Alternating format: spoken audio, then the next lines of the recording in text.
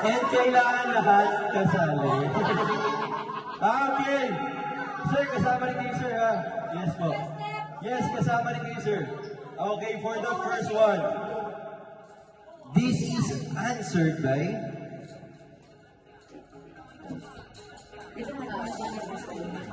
Okay, for the first one, this is answered by Ma'am April.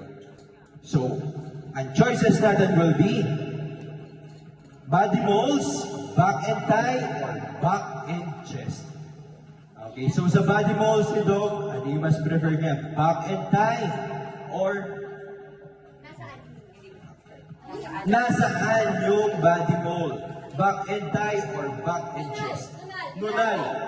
Okay, pwede na kayo pumili. Okay, back and chest, or back and thigh?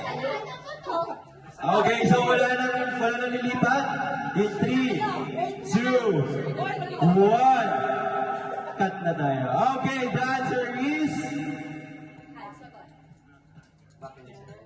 Back and chest. Ayan. Nakaligtas.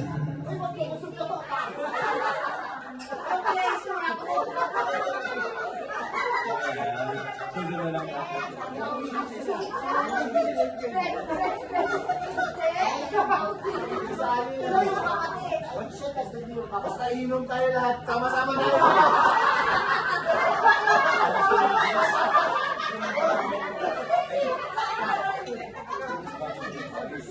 Okay, for the next one will be groom's body mold.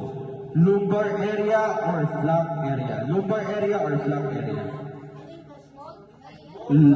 Groom's body mold. Lunal.